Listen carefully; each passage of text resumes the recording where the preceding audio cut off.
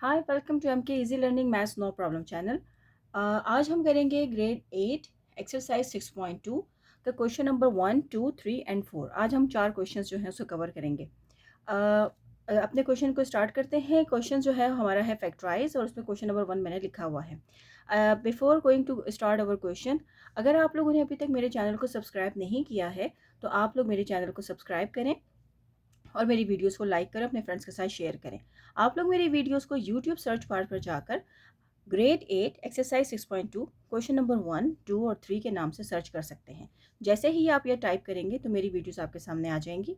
नहीं तो आप लोग मेरे चैनल के नाम M K easy learning maths no problem channel के नाम से भी सर्च आउट कर सकते हैं। तो चलें स्टार्ट करते हैं अपना क्वेश्चन है हमारा यहाँ पे फर्स्ट फैक्टराइज 3x-9y मैंने लिखा हुआ है। अगर आप लोगों ने मेरी प्रीवियस वीडियो नहीं देखी है तो प्लीज़ उसको देख लें। उसके अंदर मैंने फैक्टराइजेशन क्या होता है और जो है उसकी एक्सप्लेनेशन के बारे में बताया था। आज जो है मैं एक्सरसाइज 6.2 का क्वेश्चन नंबर 1 करने जा रही हूँ। तो 3x-9y है, हमें यहाँ पर फैक्टर्स मालूम करने हैं। फैक्टर्स का मतलब होता है हमें ऐसे नंबर्स मालूम करने हैं कि जब हम उन दोनों नंबर्स में से डिवाइड करें तो हमें कोई भी रिमाइंडर ना दे और कम्प्लीटली सॉल्व हो जाए। अब यहाँ पर अगर हम देखें तो यहाँ पर हमारे पास नंबर्स हैं, इसे हम नंबर्स कहते हैं और इसे हम वेरिएबल्स कहते हैं। ये जो होते हैं ये नंबर्स हैं और इन्हें जो है हम वेरिएबल्स कहते हैं। अब ये नंबर्स और वेरिएबल्स का क्या प्रॉब्लम है? नंबर्स और वेरिएबल्स जो हैं, हमें ये देखना है कि इन दोनों में कौन सी चीज़ें जो हैं वो कॉमन है। तो x यहाँ पर वेरिएबल है, यहाँ पर y है, तो ये दोनों एक दूसरे के साथ जो है वो मैच नहीं कर रहे हैं, सेम नहीं है। लेकिन यहाँ पर 3 है और यहाँ पर 9 है, तो 3 और 9 जो हैं वो दोनों एक दूसरे के टेबल में आते हैं और एक दूसरे को कम्प्लीटली डिवाइड कर देते हैं। तो हम क्या करेंगे, यहाँ पे कौन सा कॉमन लेंगे? हम यहाँ पे 3 कॉमन लेंगे। क्यों हम कॉमन लेंगे? क्योंकि यहाँ पे 3 ही ऐसा एक नंबर है कि जिसको हम अगर डिवाइड कर रहे हैं तो वो कम्प्लीटली सॉल्व हो रहा है। ये सारी की सारी चीज़ें जो हैं मैंने आप लोगों को इसलिए बताई हैं ताकि आपको पता चले कि हम यहाँ पर कॉमन फैक्टर्स ले किस तरह रहे हैं और क्यों ले रहे हैं। तो ये देख लिया हमने। अब है हमारा क्वेश्चन 3x-9y। अब इसके अंदर हमें नंबर्स जो है वो हमें कॉमन मिल रहा है, वेरिएबल हमें कॉमन नहीं मिल रहा है। तो जब वेरिएबल कॉमन नहीं मिलता तो हम जो है वो सिर्फ नंबर को ही ले लेंगे। अब फर्दर सॉल्व करती हूँ इसे मैं। तो यहाँ पे हमारा कॉमन फैक्टर क्या आया है? यहाँ हम कॉमन फैक्टर अपना लेंगे 3 को, क्योंकि 3 के टेबल में 3 भी आता है, 1 पे आता है। अब देखें यहाँ पे मैंने सिर्फ x लिया है क्योंकि यहाँ पर जो है 1 की जगह 1 था, तो 3 को जब 1 से मल्टीप्लाई करूँगी तो 3 1 ज़ा 1 ही होता है। यहाँ पे मैंने इसको कॉमन निकाल लिया है बाहर। अब यहाँ पर सिर्फ और सिर्फ x बच गया है। साइन माइनस की है, वैसे ही एज इट इज़ ही रखी है मैंने। अब 3 के टेबल में 9 कब आता है? 3 पे आता है और साथ में y। तो ये मैंने इसको यहाँ पर सॉल्व कर लिया है और यही हमारा आंसर है। तो इसी को कहते हैं फैक्टराइजेशन। जब मैं इसको मल्टीप्लाई करूँगी दोबारा इस पूरी ब्रैकेट से तो मुझे यही नंबर्स दोबारा से मिल जाएंगे। अब मैं चलती हूँ क्वेश्चन नंबर 2 की तरफ। क्वेश्चन नंबर 2 है मेरा एक्स वाई प्लस एक्स जी। फैक्टराइजेशन जो है वो सिर्फ और सिर्फ नंबर्स के और वेरिएबल्स की नहीं होती है, सिर्फ वेरिएबल्स की भी होती है, सिर्फ नंबर्स की भी होती है और वेरिएबल्स और नंबर्स दोनों की भी होती है। अब यहाँ पर हमें सिर्फ और सिर्फ जो है वेरिएबल्स दिए हुए हैं, तो हम यहाँ देखेंगे कौन से वेरिएबल्स एक दूसरे के साथ मैच करते हैं। तो यहाँ पर हम लिख लेंगे कॉमन फैक्टर।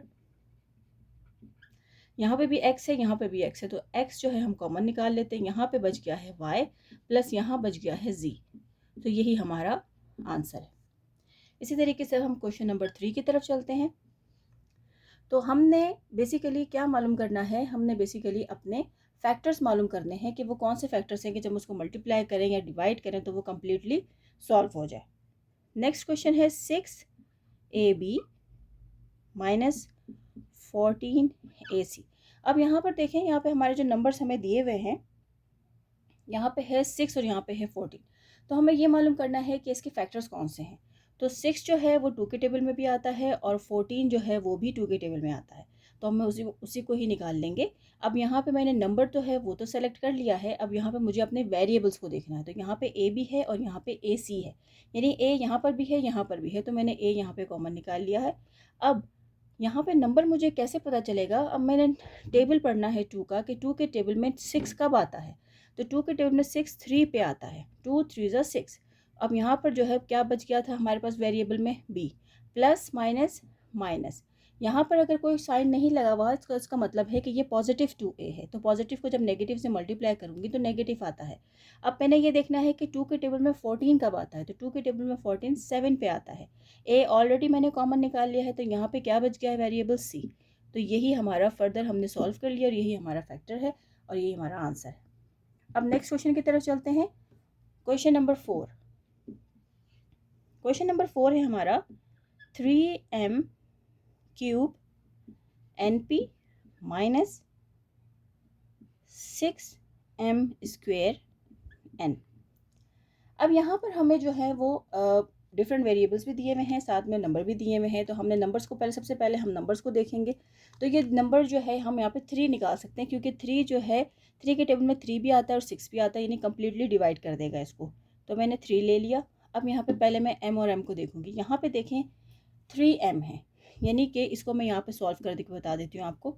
इसका मतलब है यहाँ पे ये 3 है और यहाँ पर 2 है। तो इसका मतलब है कि मैं यहाँ पर से जो हमारे जो सबसे लीस्ट वैल्यू होती है हम वो लेते हैं, यानी कि मैं यहाँ पे 2m ले सकती हूँ। तो मैंने यहाँ पे m स्क्वायर ले लिया, यहाँ पे m 3 थे, 3 में से मैंने 2 ले लिया, तो यहाँ पे एक m बच गया। यहाँ पे n है, यहाँ पे भी n है, दोनों एक ही वैल्यू है, तो मैंने n ले लिया। यहाँ पे p है, यहाँ नहीं है। अब मैंने क्या किया, अब इसको फर्दर सॉल्व करती हूँ। m यहाँ पे मैंने 3 ले लिया था, कम्प्लीटली फुल 3 लिया है मैंने, यहाँ पे अब कोई नंबर नहीं बचा। m यहाँ पर 3 थे, मैंने 2 लिए हैं, तो यहाँ पे एक m बच गया है। यहाँ पे n एक ही था, मैंने ले लिया। अब यहाँ पर n नहीं बचा, यहाँ पे सिर्फ और सिर्फ p बच गया। तो यहाँ मेरे पास ब्रैकेट में आ गया है mp minus plus minus minus and 6। 3 के टेबल में 6 कब आता है, 2 पे। अब यहाँ पर जो है मैंने 2m स्क्वायर जो है वो ले लिया था, यहाँ पे m स्क्वायर की जगह कुछ नहीं बचा, एक ही n था वो ले लिया, तो यहाँ पे अब कुछ भी नहीं बचा और यही हमारे फैक्टर्स हैं। और इसका आंसर भी यही है कि 3m square n bracket mp minus 2। तो यही हमारा आंसर है। तो इस तरीके से आज मैंने अपने ग्रेड 8 एक्सरसाइज 6.2 के क्वेश्चन नंबर 1, 2, 3 एंड 4 जो है वो सॉल्व किए हैं। आई होप कि आप लोगों को फैक्टराइजेशन जो है उसकी समझ में आई होगी। और अगर आप लोगों को जो है वो मेरे वीडियो समझ में आती हैं तो प्लीज़ मेरे चैनल को लाइक करें, सब्सक्राइब करें और अपने फ्रेंड्स के साथ मेरी वीडियोज़ को शेयर करें। Thank you.